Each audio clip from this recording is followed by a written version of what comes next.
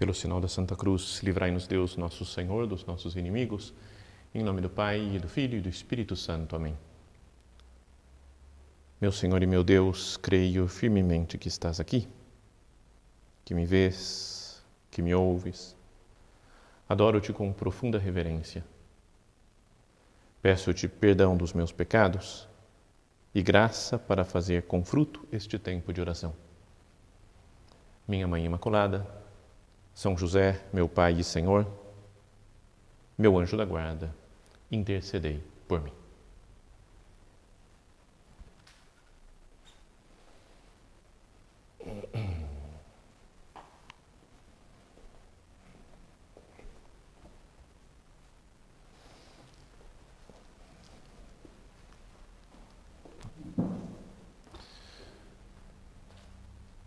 Nós estamos no mês de outubro, e o mês de outubro, nos centros do Opus Dei, de todo o mundo, ele tem uma característica especial. Primeiro, porque foi no mês de outubro, no dia 2 de outubro, que foi fundado o Opus Dei, que Deus mostrou para São José Maria, dia 2 de outubro de 1928, que ele queria criar uma instituição no mundo que acabou sendo o que é hoje o Opus Dei, que anuncia a todos o chamado universal à santidade na vida cotidiana. Mas depois também outubro acabou sendo, por uma coincidência que Deus quis, o mês da canonização de São José Maria. Dia 6 de outubro de 2002, o Papa São João Paulo II, que depois ele também acabou sendo santo, canonizou São José Maria. Então, por isso, o tema desse recolhimento é sobre a figura de São José Maria, mas mais sobre a mensagem que ele nos transmite. Não é sobre esse chamado universal à santidade, mas uma santidade que acontece na vida cotidiana.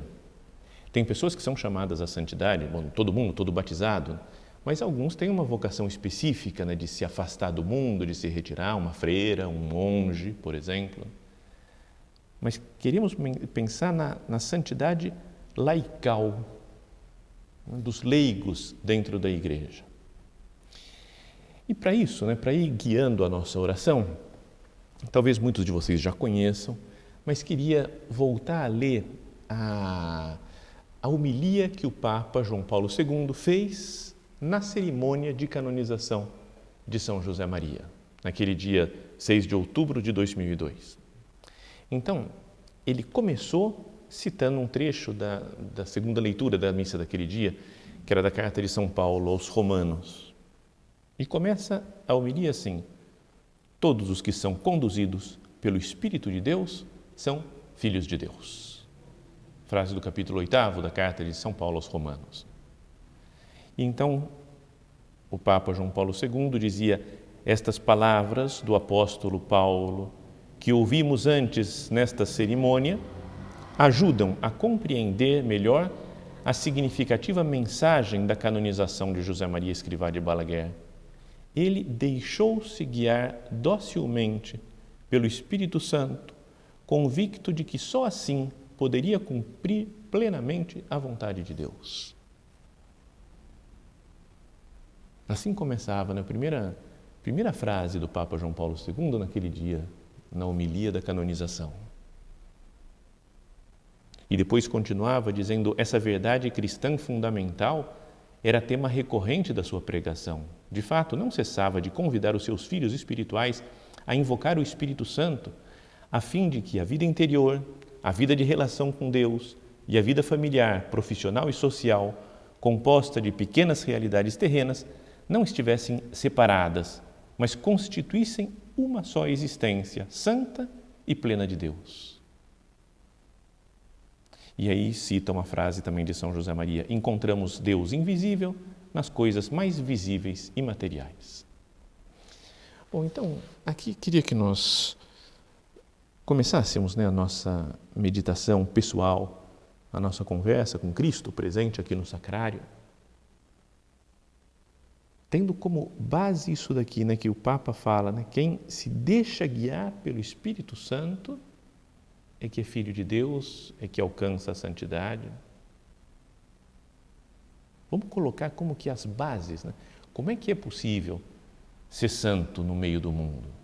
E a base é Deus, filiação divina, se deixar guiar pelo Espírito Santo. A santidade, nós já sabemos disso, mas muitas vezes a gente volta a esquecer, né, dessa ideia, que não é adquirir um certo grau de perfeição moral simplesmente, alcançar umas virtudes, tirar uns defeitos, porque isso qualquer ateu, qualquer pagão pode fazer. A santidade é viver a vida de Deus, deixar que Deus more em nós, que Ele nos transforme, que Ele viva no nosso meio. Quem santifica é Deus. Então, se a gente vai lá para a história, né, no Antigo Testamento, o povo de Israel caminhando no deserto, Deus estava com eles. Naquela coluna de nuvem, tinha uma tenda do encontro, que Deus descia naquela tenda, falava com Moisés no alto da montanha. Depois o próprio Deus decide se fazer carne, matéria. O Verbo, o Logos, se fez carne e veio habitar entre nós. Isso é que é a santidade, é ter Deus na nossa vida. Deus presente na nossa existência. Então, podíamos então pensar, né, se nós queremos ser santos, e esse é o desejo, acho que de todo mundo, né, que procura os meios de formação da obra, né, do Opus Dei. Se eu desejo ser santo, podia pensar também agora, né, considerar quanto que eu me tenho deixado levar pelo Espírito Santo. Como que eu recorro a Ele para que Ele me guie nas decisões que eu tenho que tomar na minha vida? Rezo orações ao Espírito Santo, por exemplo. Falo com Ele. Peço para crescer no seu consentimento, no seu conhecimento. Lembra outra passagem dessa mesma carta de São Paulo, um pouco mais para frente, né, aos Romanos, ele fala que é o Espírito que ora por nós, com gemidos inefáveis, porque nós nem sabemos o que pedir ou como pedir. Então o Espírito Santo fala em nós. Ele transforma a nossa vida para que nós vejamos Deus no mundo. E então sim, nós podemos nos santificar, né? Porque vemos a atuação de Deus no mundo, a sua presença nas realidades cotidianas. Então, o título desse recolhimento, né, é o Santo do Cotidiano, né? Porque o São José Maria foi chamado assim pelo São João Paulo II, Santo do Cotidiano. Mas podíamos pensar que também, que para nós temos que ser santos no cotidiano. Não devemos encontrar a Deus, né, e ter momentos de oração elevada, profunda, só em lugares especiais, em momentos especiais. Sei lá, quando eu faço um retiro. Agora sim eu vou rezar. E é bom e é importante fazer retiros, né? Que a gente descubra, até procure saber quando tem o próximo retiro, querer fazer, é importante, mas não é só no retiro que eu tenho que me santificar. Um retiro vai ajudar a minha santificação depois, na vida do dia a dia, no cotidiano. Não me santifico na igreja só, quando eu estou na missa, quando eu venho numa capela como essa, que está diante de Jesus sacramentado, rezando. Tudo isso faz parte, é necessário que a gente faça, mas não é aí o lugar habitual de vivência de um cristão normal, mas é no mundo. Não é no grupo de oração que eu participo, na paróquia ou num centro do Opus Dei.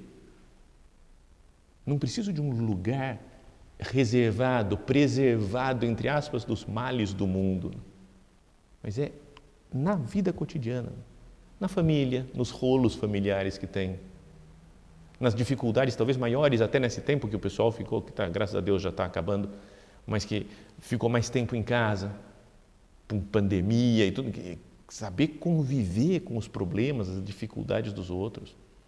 O trabalho, o ambiente de trabalho, o ambiente de home office.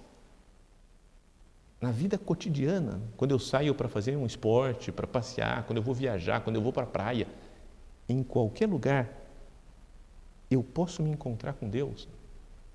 Eu posso ver Deus, viver com Ele, deixar que Ele more em mim. Todos os que são conduzidos pelo Espírito de Deus são filhos de Deus. Senhor, que eu saiba ser dócil para me deixar conduzir pelo Seu Espírito. Em qualquer lugar, em qualquer momento da minha vida, em qualquer situação, em qualquer condição que eu esteja, Senhor, me faz ser maleável às Suas inspirações. Me faz procurar a Sua vontade e me dá graça para seguir. O Papa, então, João Paulo II, continuava naquela homilia dizendo: o seu ensinamento também hoje é atual e urgente. Esse da santidade. Atual e urgente. O fiel, em razão do batismo que o incorpora em Cristo, está chamado a manter com o Senhor uma relação vital e ininterrupta. Não preciso de um chamado especial, para uma entrega especial para Deus, para eu ser santo. Fala, em razão do batismo. Isso que me dá todos os direitos e deveres na igreja. Em razão do batismo, que o incorpora em Cristo, está chamado a manter com o Senhor uma relação vital, que dá vida e ininterrupta, sem parar. Está chamado a ser santo e a colaborar na salvação da humanidade. Como é impressionante isso, não? Não é maravilhoso pensar nisso? Não? Eu, cada um de nós, pelo fato de ter sido batizado, é chamado a ser santo, como os grandes santos da igreja, e a contribuir com a santidade do mundo e transformar esse mundo que nós vivemos, que às vezes está tão longe de Deus. Um santo normal. Não é que os outros santos sejam anormais, não é? Mas esses dias atrás comemoramos, por exemplo, a festa de São Francisco de Assis. É um super santo, impressionante, mas tem uma santidade que é diferente do dia a dia. Ninguém consegue largar tudo, né? Uma ou outra pessoa tem um chamado especial para largar tudo, viver na extrema pobreza. A maioria das pessoas tem a sua vida, a sua família, seus trabalhos, suas responsabilidades. Comemoramos há pouquíssimos dias atrás a festa de Santa Teresa de Ávila, super santa, reformadora da ordem carmelita, mas que viveu num convento. E não é a maioria das pessoas que vive nos conventos. Estamos falando de uma santidade normal, na vida cotidiana. Bom, semana passada tivemos, até com grande repercussão na mídia, na internet, esse jovem, o Carlo Acutis, que foi beatificado. Menino de 15 anos, que falava de Jesus Cristo, falava da Eucaristia, mas que sabia tudo de internet, que estava nas redes sociais, que morreu há pouco tempo atrás, né? Bom, uns 15 anos atrás, mais ou menos, e foi considerado e colocado como modelo agora para nós, né? De santidade normal. Até a gente viu, saiu esses dias em televisão e na mídia toda, essa imagem dele do corpo incorrupto, mas que estava usando um tênis Nike, acho que calça jeans, sei lá, uma coisa, sabe, um santo do normal. Não era do Opus Dei, mas o Opus Dei prega isso, que pessoas normais sejam santas.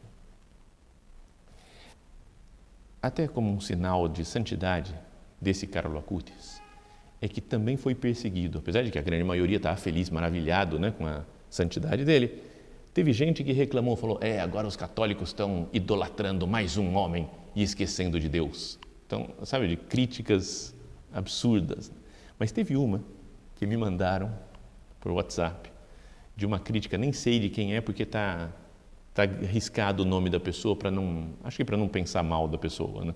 Mas é um maluco qualquer que escreveu na internet assim, Carlo Acutis é a linha divisória entre a antiga era dos grandes santos e a nova era dos simples piedosos elevados ao patamar de modelos. Antes era super santo, agora qualquer um, digamos assim, simples piedosos elevados ao patamar de modelos. É o fim da aristocracia espiritual e a ascensão do democratismo na vida da graça, onde qualquer um pode ser santo de qualquer jeito. E depois dizia, o Opus Dei e a sua concepção rasteira da ascese e mística venceram. Os párias do espírito tomaram conta da igreja. Cara, é tão ridículo, né? Mas é isso, é que tem gente, acho que dentro da igreja mesmo, que acha que é preciso ser alguém muito especial, que faça milagres, que seja estilo São Francisco, São Pedro, Santa Teresa, o Padre Pio. E o que o Opus Dei prega, o que São José Maria ensinou, e o Carlo Acutis aqui confirma, é que na vida comum é possível ser santo. E é essa a santidade para a grande maioria das pessoas. Santidade no mundo, no meio das coisas desta vida. É conhecido de muitos também, mas acho que até como que a razão de por que é possível ser santo, né, no mundo, porque o mundo é visto como casa de Deus. Deus é que construiu o universo, é a sua casa. E se um templo, uma igreja, a gente fala que é a casa de Deus, e é um lugar de santidade, de rezar, é preciso elevar os olhos e ver como o mundo inteiro é casa de Deus. E eu estou na presença de Deus, diante de Deus, no mundo. Até um salmo que é maravilhoso, o Salmo 19, começa dizendo que os céus narram a glória de Deus. Como se a gente olhasse para o céu, para as estrelas, as galáxias, estão falando da maravilha de Deus. E nesse mundo, então, que eu vivo, eu ofereço um sacrifício agradável a Deus, como faziam no Templo de Jerusalém, como se faz na missa de oferecer um sacrifício, o Cordeiro Imaculado, eu ofereço na minha vida, nos meus trabalhos. O meu dia a dia passa a ser algo santo, algo para se entregar a Deus. Lembra aquela, então, dizia que conhecido, aquela ideia do Scott Hahn, teólogo, né, americano, que escreveu falando sobre o livro do Gênesis, lá no comecinho do livro do Gênesis, que fala que Deus colocou Adão no paraíso, né, no jardim do Éden, para que o cultivasse e guardasse. Esse é o objetivo da criação do homem. Então, ele diz assim, escreveu num livro, o preceito de Deus a Adão de cultivar o jardim e guardá-lo exprime-se por meio de dois verbos hebraicos, abodar e chamar. Ambos são ricos e passíveis de um duplo sentido. Aparecem juntos em outros lugares da Bíblia e sempre que isso acontece é para descrever os deveres ministeriais dos levitas, antiga tribo sacerdotal de Israel. Olha só como isso é interessante. Sempre que na Bíblia aparecem esses dois verbos hebraicos juntos, abodar e chamar, ou é quando Deus cria o mundo e coloca Adão no jardim do Éden para abodar e chamar, cultivar e guardar o jardim, fazer crescer, florescer, tomar conta do jardim, ou é nessa situação, ou é quando fala dos levitas, que é a tribo sacerdotal, né? A tribo que cuida do templo. Podíamos pensar até a espécie de sacristão, né? É quem cuida do templo. Então, não dá uma ideia já de que o homem foi criado para ver o mundo como templo? O verbo, continuando aqui o que diz esse autor, o verbo abodar, frequentemente traduzido por servir, tem no hebraico um duplo significado. Pode designar trabalho manual ou ministério sacerdotal, serviço ao culto, ou pode sugerir os dois ao mesmo tempo. Já o verbo chamar significa conservar ou guardar e descreve a proteção que os levitas deviam dispensar ao lugar sagrado, ao tabernáculo, que por eles era guardado e preservado da contaminação. Muitos estudiosos das Escrituras acreditam que o autor do livro do Gênesis pretendeu sugerir tudo isso na história da criação de Adão. Deus fez Adão para que trabalhasse e Deus o fez para que fosse um sacerdote do templo cósmico. Não eram atividades separadas. O trabalhar e o prestar culto a Deus, mas é a mesma coisa. Cultivar e guardar. A minha função como homem, como mulher, é cultivar o mundo e guardar o mundo como alguém que está prestando um culto e um serviço a Deus. Eu acho legal essa expressão, sacerdote do templo cósmico. O universo inteiro é o nosso templo, é o templo de Deus, e é onde nós temos que prestar culto a Ele através do nosso trabalho normal, da nossa vida. Que não percamos essa visão, essa grandeza do nosso chamado à santidade. Bom, o Papa continuava falando ainda na sua homilia, elevar o mundo a Deus e transformá-lo a partir de dentro. Eis o ideal que o santo fundador lhes indica, queridos irmãos e irmãs, que hoje se alegram com a sua elevação à glória dos altares. Ele continua a recordar-lhes a necessidade de não se deixar atemorizar perante uma cultura materialista que ameaça dissolver a identidade mais genuína dos discípulos de Cristo. Gostava de reiterar com vigor que a fé cristã se opõe ao conformismo e à inércia interior. Não se deixar atemorizar. Eu tenho medo, né? Nossa, eu não consigo. Não dá para ser santo, não.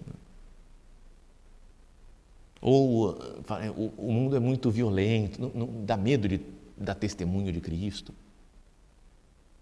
Não sei se vai para frente esse negócio de evangelizar, de santificar o mundo. Não se deixar atemorizar. Quantas vezes na Sagrada Escritura, na Palavra de Deus, se diz: não tenhais medo, não tenhas medo, não temas. Quantas vezes? O próprio Papa João Paulo II, no início do seu pontificado, naquela homilia, não sei, emblemática, né, que fez no dia de, entre aspas, tomada de posse, né, do seu ministério petrino, do seu ministério de pontífice, de Papa, ele falava: não tenhais medo. Abri e escancarai as portas a Cristo. Não tenhais medo. Será que eu acho que a sociedade em que eu vivo, não sei, o consumismo, as mentiras, a corrupção, o querer passar a perna nos outros, que vejo por aí, será que eu acredito que isto é mais forte do que Deus? E por isso eu tenho medo? Como pode ser mais forte do que Deus? Uma coisa humana, uma coisa, mesmo um poder demoníaco, é infinitamente mais fraco do que o poder de Deus. Quanto eu confio, né, que é possível ser santo.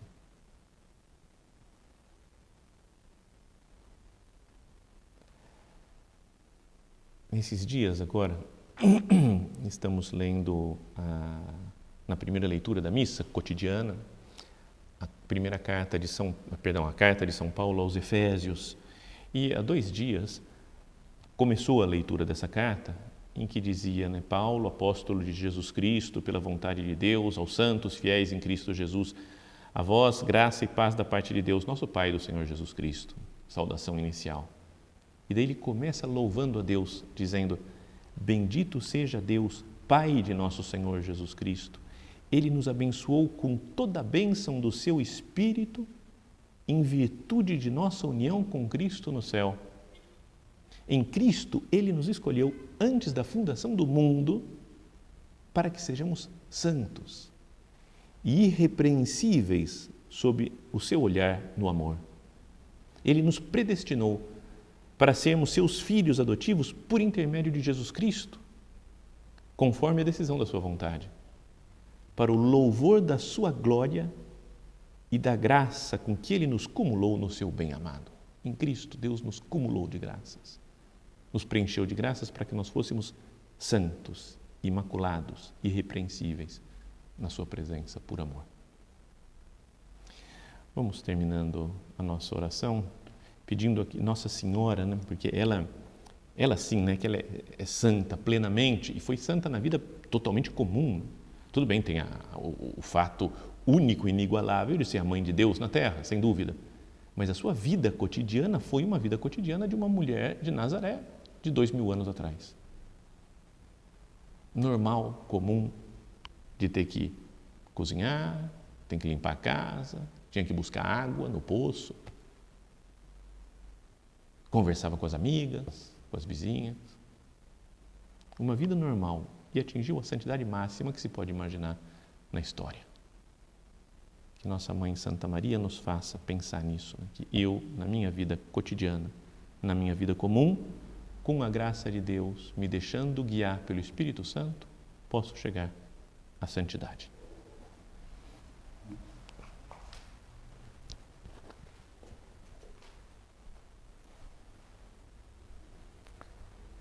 Dou-te graças, meu Deus, pelos bons propósitos, afetos e inspirações que me comunicaste nesta meditação. Peço-te ajuda para os pôr em prática. Minha Mãe Imaculada, São José, meu Pai e Senhor, meu anjo da guarda, intercedei por mim.